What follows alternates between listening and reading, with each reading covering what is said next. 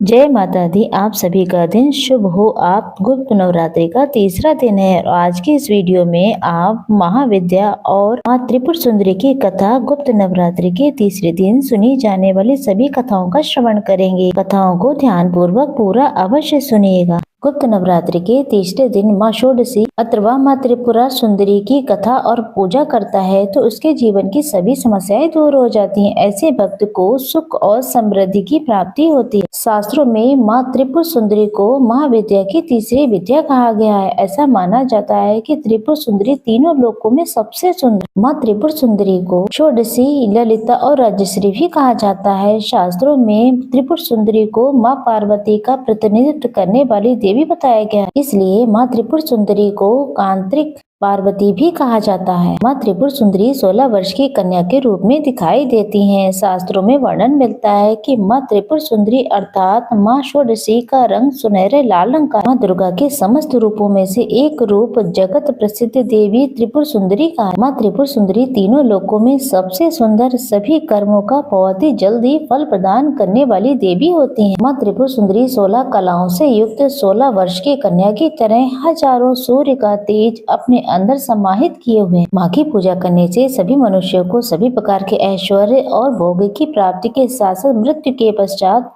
मोक्ष की भी प्राप्त होती। माँ षोडशी को यौवन और आकर्षण की देवी माना जाता है। इनका पूजन करने से आकर्षण और सौंदर्यता की प्राप्ति होती है। अगर किसी के दाम्पत्य जीवन में हमेशा कलह बना रहता है, अगर आपको कोई प्रिय आपसे नाराज हो गया हो, समाज में मान सम्मान पद प्राप्त करने के लिए या किसी व्यक्ति को सम्मोहित करने के लिए माँ षोडशी की पूजा की जाती है। इनकी उपासना करने से भोग और मोक्ष की प्राप्ति होती है। माँ की 4 भुजाएं हैं। वे अपनी भुजाओं में पाश, अंकुश, धनुष और बाण धारण किए पूर्वक माँ की पूजा करने से मनुष्य को सुख, शांति और समृद्धि के साथ साथ मुक्ति भी मिलती है। अगर कोई व्यक्ति सच्चे मन से माँ त्रिपुर सुंदरी की पूजा करता है तो वो आसानी से अपने शरीर, मन और भावनाओं को नियंत्रित कर सकता है। माँ षोडशी की पूजा करने से पारिवारिक सुख और अनुकूल जीवन साथी भी प्राप्त होता है। इसलिए गुप्त नवरात्रि में मुख्य रूप से माँ षोडशी की पूजा करने का नियम है। माँ की पूजा करने के लिए सूर्यास्त से पहले स्नान करने के बाद सफेद रंग के वस्त्र धारण करें। सफेद न हो तो हल्के रंग के वस्त्र धारण करके पूजा कर सकते हैं आप। अब एक लकड़ी की चौकी पर गंगा छिड़क कर उसे शुद्ध कर लें। उत्तर दिशा की तरफ मुंह करके बैठे। चौकी पर सफेद या फिर गुलाबी रंग का वस्त्र बिछाकर माँ की तस्वीर की स्थापना करें। अगर आपके पास माँ की षोडशी की त्रिपुर सुंदरी की तस्वीर या प्रतिमा नहीं है तो आप श्रीयंत्र की भी स्थापना कर सकते हैं। इसके बाद आप माँ को कुमकुम लगाएं, उन्हें अक्षत, पुष्प, फल, फूल अर्पित करें। माँ षोडशी को दूध से बना प्रसाद खीर चढ़ाना बहुत ही शुभ माना जाता है। ये सभी सामग्री अर्पित करने के बाद सच्चे मन से विधि विधान से मंत्रों का जाप करके माँ की पूजा करनी चाहिए। हाथ में पुष्प लेकर कथा पढ़ने के बाद माँ षोडशी की आरती करें। सफेद रंग की मिठाई या फिर खीर का भोग लगाएं। पूजा करने के बाद सबसे अंत में पूजा में हुई किसी भी गलती के लिए माँ से क्षमा प्रार्थना करें। पूजा करने के बाद जो प्रसाद है उसे 9 साल की छोटी कन्याओं को प्रसाद के रूप में बांट दें। गुप्त रूप से इस प्रसाद को बांटना है। अगर ऐसा संभव ना हो, कोई कन्या न मिले तो आप एक कन्या को भी खिला सकते हैं। परिवार में अगर ये कोई कन्या छोटी है तो आप उन्हें ये प्रसाद दे सकते हैं। अगर ऐसा भी संभव ना हो तो आप इस प्रसाद को गौ माता को भी खिला सकते हैं। पौराणिक कथा के अनुसार भगवान शिव ने जब क्रोध में आकर के कामदेव को अपना तीसरा नेत्र खोलकर भस्म कर दिया गया था, उस समय शिव के गणों ने उस भस्म को समेट कर उसे गीला करके एक सुंदर पुतला बना लिया और भगवान शिव से कहा कि हे प्रभु, इस पुतले में प्राण प्रतिष्ठा कर दीजिए। इसके बाद भगवान शिव ने उस पुतले में प्राण प्रतिष्ठा कर दी, लेकिन वह भस्म से उत्पन्न होने के कारण वो पुरुष जो उत्पन्न हुआ उसमें तमोगुण की अधिकता थी। इसके बाद वो तीनों लोक में हाहाकार मचाने लगा। उसने देवराज इंद्र को ही समान दूसरे स्वर्ग का निर्माण किया और फिर स्वर्गलोक पर भी आक्रमण कर दिया। इसके बाद देवराज इंद्र देवर्षि नारद के पास गए। उपाय के रूप में नारद जी ने उन्हें आद्या शक्ति की विधिवत और रक्त और मांस से पूजा करने के बारे में बताया। देवराज इंद्र ने ऐसा ही किया। इसके बाद देवी षोडशी का जन्म हुआ। इसके बाद त्रिपुर सुंदरी माँ षोडशी ने असुर का वध करके देवताओं को स्वर्ग वापस कराया। अब सुनिए माँ भगवती के तीसरे स्वरूप माँ चंद्रघंटा की संपूर्ण कथा। देवी भागवत पुराण पुराण के अनुसार माँ भगवती का ये स्वरूप परम शांतिदायक और कल्याणकारी है। माँ के मस्तक पर घंटे के आकार का अर्धचंद्र है, इसी कारण देवी का नाम चंद्रघंटा पड़ा। इनके शरीर का रंग स्वर्ण के समान चमकीला और देवी का वाहन सिंह है। देवी की 10 भुजाएं हैं, जिनमें एक कमल, धनुष, बाण, खड्ग, कमंडल, त्रिशूल, गदा आदि जैसे अस्त्र और शस्त्र धारण करते हैं। माँ चंद्रघंटा के कंठ में सफेद पुष्प की माला और शीश पर रत्न जड़ित मुकुट विराजमान है। माँ चंद्रघंटा हमेशा ही युद्ध की मुद्रा में विराजमान रहती हैं। मान्यता है देवी के इस रूप की पूजा करने से भक्तों को न केवल अलौकिक शांति मिलती है, बल्कि इस लोक में और परलोक में भी परम कल्याण की प्राप्ति होती है। पौराणिक कथा के अनुसार एक बार महिषासुर नामक एक दैत्य ने स्वर्गलोक में आक्रमण कर दिया। उन्होंने देवराज इंद्र को युद्ध में हराकर स्वर्गलोक पर भी अपना अधिकार कर लिया। युद्ध में हारने के बाद सभी देवता इस समस्या के निवारण के लिए त्रिदेवों यानी कि ब्रह्मा, विष्णु और महेश के पास गए। वहां जाकर के देवताओं ने त्रिदेवों को बताया कि महिषासुर ने इंद्र, चंद्र, सूर्य, वायु और अन्य देवताओं को सभी अधिकार छीन लिया और उन्हें बंदी बना करके स्वर्गलोक पर अपना अधिकार कर लिया है। महिषासुर के अत्याचार के कारण देवताओं को अब धरती पर निवास करना पड़ रहा है। देवताओं की ये बात सुनकर त्रिदेवों को अत्यधिक क्रोध आ गया। उनके मुख से एक ऊर्जा उत्पन्न हुई। इसके बाद ये ऊर्जा 10 दिशाओं में व्याप्त हो गई। उसी समय वहाँ पर देवी चंद्रघंटा ने अवतार लिया। भगवान शिव ने उन देवी को अपना त्रिशूल, भगवान श्री विष्णु ने चक्र दिया। इसी तरीके से अन्य देवताओं ने भी माँ चंद्रघंटा को अस्त्र शस्त्र प्रदान कराए। इंद्र ने माँ को अपना वज्र और घंटा प्रदान कराया। सूर्य देव ने माँ को अपना दिव्य तेज और तलवार दी। इसके बाद देवी चंद्रघंटा को सवारी के लिए शेर भी दिया गया। माँ चंद्रघंटा अस्त्र और शस्त्र से सुसज्जित होकर महिषासुर से युद्ध करने के लिए निकल पड़ी। माँ चंद्रघंटा का रूप इतना विशालकाय था कि उनके इस स्वरूप को देखकर महिषासुर अत्यंत डर गया। महिषासुर ने अपने असुरों को चंद्रघंटा पर आक्रमण करने के लिए कहा। सभी असुर देवी से युद्ध करने के लिए मैदान में उतर गए। माँ चंद्रघंटा के मस्तक पर विराजमान घंटी की टंकार से जाने कितने ही असुर मूर्छित होकर गिर गए, इतने भयभीत होकर भाग गए और न जाने कितने असुर सुनने की शक्ति ही खो बैठे। तब माँ चंद्रघंटा ने देखते ही देखते उन सभी असुरों का संहार कर दिया। महिषासुर अपनी पूरी ताकत के साथ देवी के साथ युद्ध करता रहा। अंत में देवी ने महिषासुर का भी वध कर दिया। ये देखकर देवतागण अत्यंत प्रसन्न हो उठे। उन्होंने आकाश से देवी पर पुष्प वर्षा की। आकाश में दुमदुमियां बज उठी। इस प्रकार चारों तरफ शांति ही शांति छा गई। इस तरीके से चंद्रघंटा ने देवताओं की रक्षा करके उन्हें स्वर्गलोक की प्राप्ति कराई। प्रेम से बोलती है चंद्रघंटा माता की जय। धार्मिक कथाओं के अनुसार एक बार बृहस्पति जी ने श्री ब्रह्मा जी से प्रश्न किया कि हे ब्रह्मा जी, चैत्र और अश्विन मास के शुक्ल पक्ष में नवरात्रि का व्रत और उत्सव क्यों किया जाता है और इस व्रत का क्या फल है? इसे किस प्रकार करना उचित है? सबसे पहले इस व्रत को किसने किया था? कृपया करके इसका विस्तार पूर्वक वर्णन कीजिए। तब बृहस्पति जी के इस प्रश्न के उत्तर के कारण ब्रह्मा जी ने कहा कि हे बृहस्पति, प्राणियों के हित की रक्षा तुमने बहुत ही अच्छा प्रश्न किया है। दरअसल जो मनुष्य मनोरथ पूर्ण करने वाली दुर्गा, श्री गणेश और महादेव, सूर्य और नारायण, इन पंच देवों का ध्यान करते वो मनुष्य धन्य है।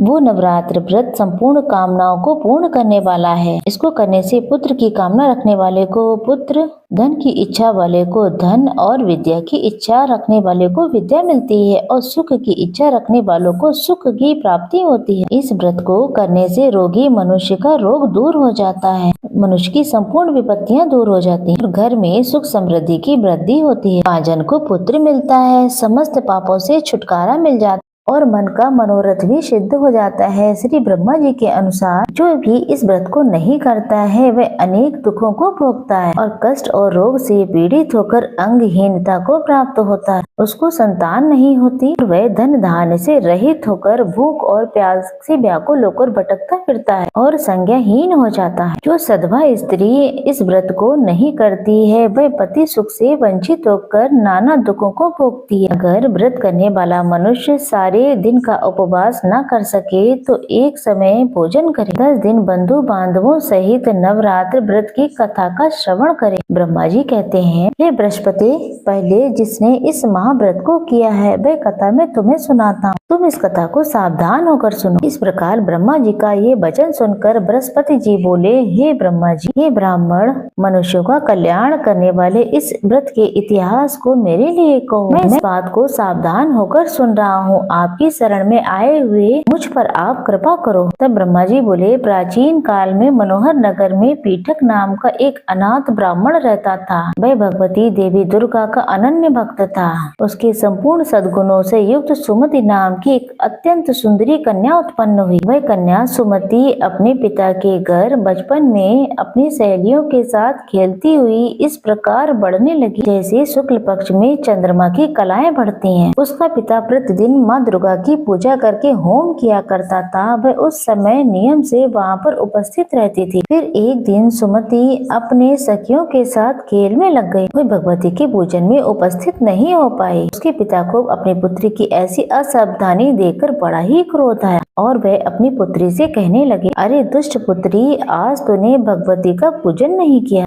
अब इस कारण मैं किसी कुष्ठ रोगी या दरिद्र मनुष्य के साथ तेरा विवाह करूंगा। ऐसे वचन सुनने के बाद सुमति को बड़ा ही दुख हुआ और वह पिता से कहने लगी, पिताजी, मैं तो आपकी पुत्री हूँ, सब तरीके से आपके अधीन हूँ। जैसी आपकी इच्छा है वैसा ही आप करो। राजा से, कुष्ठी से, दरिद्र से या फिर जिसके साथ चाहो मेरा विवाह कर दो। होगा वही जो मेरे भाग्य में लिखा होगा। मेरा तो अटल विश्वास है कि जो जैसा कर्म करेगा उसको कर्मों के अनुसार वैसा ही फल प्राप्त होता है, क्योंकि कर्म करना मनुष्य के अधीन है लेकिन फल देना ईश्वर के अधीन है। जैसे अग्नि में पड़ने से तिनके के आदि और उसे अधिक प्रज्वलित कर देते हैं, इस प्रकार कन्या की निर्भयता के कहे हुए इस वचन को सुनने के बाद उस ब्राह्मण ने क्रोधित होकर अपनी कन्या का विवाह एक कुष्ठी के साथ तुरंत ही कर दिया। अत्यंत क्रोधित होकर अपनी पुत्री से कहने लगा, हे पुत्री, अपने कर्म का फल भोगो। देखिए भाग्य के भरोसे रहकर तुम क्या करती हो। पिता के ऐसे कटु वचन सुनकर सुमति मन में विचार करने लगी, अहो मेरा बड़ा दुर्भाग्य है जिससे मुझे ऐसा पति मिला। इस तरीके से अपने दुखों का विचार करती हुई वह कन्या अपने पति के साथ वन में चली गई और डरावने कुशायुक्त निर्जन वन में उन्होंने वैराग्य ही बड़े दुख और कष्ट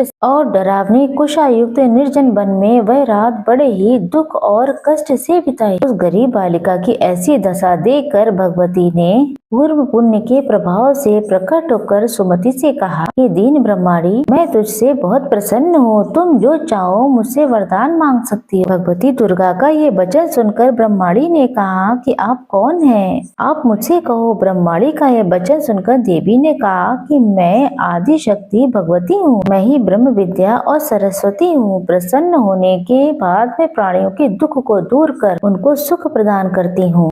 ये ब्राह्मणी, मैं तुझसे तेरे पूर्व जन्मों के पुण्य के प्रभाव से अत्यंत प्रसन्न हूँ। तुम्हारे पूर्व जन्म का वृत्तांत भी सुनाती हूँ तो सुनो। पूर्व जन्म में निषाद की पत्नी थी और अति ही पतिव्रता थी। एक दिन तेरे पति निषाद ने चोरी की और चोरी करने के कारण तुम दोनों को राजा के सिपाहियों ने पकड़ लिया था और ले जाकर के कारागार में कैद कर दिया था। उन लोगों ने तुझे और तेरे पति को भोजन तक नहीं दिया। इस प्रकार नवरात्रि के दिनों में तुमने न तो कुछ खाया ना ही कुछ जल पिया। इस प्रकार 9 दिन तक तुमसे ये नवरात्रि का व्रत हो गया। ये ब्राह्मणी, उन दिनों में जो व्रत हुआ उस व्रत के प्रभाव से प्रसन्न होकर मैं तुझे वनवांछित फल देना चाहती हूँ। तुम्हारी जो इच्छा हो सो मांग लो। इस प्रकार देवी दुर्गा के वचन सुनकर वह ब्राह्मणी बोली, देवी, अगर आप मुझ पर प्रसन्न हैं तो हे माँ, मैं आपको प्रणाम करती हूँ। कृपया करके मेरे पति का कोढ़ दूर कर दो। देवी ने कहा, उन दिनों तुमने जो व्रत किया था उस व्रत का 1 दिन का पुण्य पति का कोढ़ दूर करने के लिए अर्पण कर दो। उस पुण्य के प्रभाव से तेरा पति कोढ़ से मुक्त हो जाएगा। ब्रह्मा जी बोले। इस प्रकार देवी के वचन सुनकर वह ब्राह्मणी बहुत प्रसन्न हुई। पति को निरोग करने की इच्छा से जब उसने तथास्तु बोला, तब देखते ही देखते उसके पति का शरीर पूर्ण रूप से भगवती दुर्गा की कृपा से कुष्ठ रहित हो गया। वह अत्यंत कांतिवान हो गया। वह ब्राह्मणी पति के मनोहर को देखकर देवी की स्तुति करने लगी कि हे देवी दुर्गे, आप दुर्गति को दूर करने वाली, तीनों लोकों का संताप हरने वाली, समस्त दुखों को दूर करने वाली, रोगी मनुष्य को निरोग करने वाली, प्रसन्न होकर मनवांछित फल देने वाली और दुष्टों का नाश करने वाली जगत की माता, हे माँ अम्बे, मुझ निज अपराध अबला को मेरे पिता ने कुष्ठी मनुष्य के साथ विवाह करके मुझे घर से निकाल दिया। पिता से तिरस्कृत निर्जन वन में मैं भटक रही हूँ। आपने मेरा इस विपदा से मेरा उद्धार किया। हे देवी, मैं आपको प्रणाम करती हूँ, मेरी रक्षा करो। ब्रह्मा जी बोले कि हे बृहस्पति, उस ब्राह्मणी की ऐसी स्तुति सुनकर देवी अत्यंत प्रसन्न हुई और ब्राह्मणी से कहा कि हे ब्राह्मणी, तेरे उदालय नामक अति बुद्धिमान, धनवान, कीर्तिवान और जितेंद्रीय पुत्र शीघ्र उत्पन्न हो। ऐसा वर प्रदान करने के बाद देवी ने ब्राह्मणी से फिर कहा, हे ब्राह्मणी, और जो कुछ भी तेरी इच्छा हो वो मांग ले। भगवती दुर्गा के इस वचन को सुनने के बाद सुमति ने कहा, हे भगवती, अगर आप मुझ पर प्रसन्न हैं तो कृपया करके मुझे नवरात्र व्रत की विधि और उसके फल के बारे में भी बताएं। इस प्रकार ब्राह्मणी के वचन सुनकर देवी दुर्गा ने कहा कि हे ब्राह्मणी, मैं तो तुम्हें समस्त पापों को दूर करने वाले नवरात्र व्रत की विधि बतलाती हूँ, जिसको सुनने से ही मोक्ष की प्राप्ति हो जाती है। अश्विन मास के शुक्ल पक्ष की प्रतिपदा से लेकर 9 दिन तक विधि पूर्वक व्रत करें। यदि दिन भर का व्रत ना कर सकें तो एक समय भोजन करें। विद्वान ब्राह्मणों से पूछकर घट स्थापना करें और वाटिका बनाकर उसे प्रतिदिन जल से सींचें। महाकाली, महालक्ष्मी, महासरस्वती देवी की मूर्तियां स्थापित कर नित्य विधि सहित पूजा करें और पुष्पों से विधि पूर्वक अर्घ दें। बिजौरा के फल से अर्घ देने से रोग की प्राप्ति होती। जायफल से अर्घ देने पर कीर्ति, दाग, आंवले से अर्घ देने पर सुख की प्राप्ति होती है और केले से अर्घ देने पर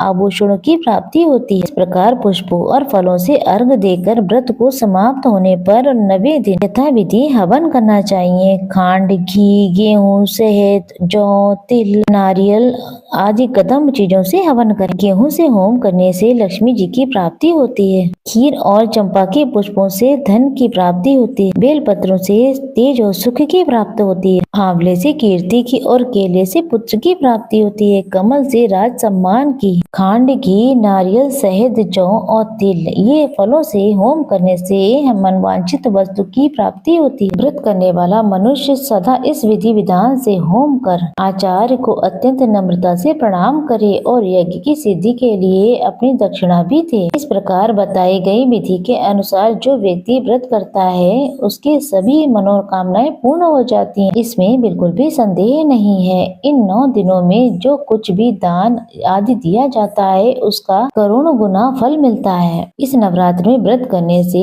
अश्वमेध यज्ञ का फल मिलता है। हे ब्राह्मणी, संपूर्ण कामनाओं को पूर्ण करने वाले उत्तम व्रत को तीर्थ, मंदिर या फिर घर में विधि के अनुसार करें। तो ब्रह्मा जी बोले, हे बृहस्पति, इस प्रकार ब्राह्मणी को व्रत की विधि और फल बताकर देवी अंतर्ध्यान हो गयी। जो मनुष्य या स्त्री इस व्रत को भक्ति पूर्वक करती है वो इस लोक में सुख प्राप्त कर अंत में दुर्लभ मोक्ष को प्राप्त होता है। हे बृहस्पति, ये दुर्लभ व्रत का महत्व है जो मैंने तुम्हें बताया। ये सुनकर बृहस्पति जी आनंद से प्रफुल्लित होकर के ब्रह्मा जी से कहने लगे, आपने मुझ पर अति कृपा की है जो मुझे नवरात्रि व्रत का महत्व सुनाया। तो ब्रह्मा जी बोले, हे बृहस्पति, ये देवी भगवती शक्ति संपूर्ण लोकों का पालन करने वाली हैं। इन महादेवी के प्रभाव को भला कौन जान सकता है। सभी प्रेम से बोलिए, देवी भगवती की जय। ये थी माँ जगदम्बा देवी की कथा जो नवरात्रि में प्रत्येक दिन भक्तों को अवश्य सुननी चाहिए।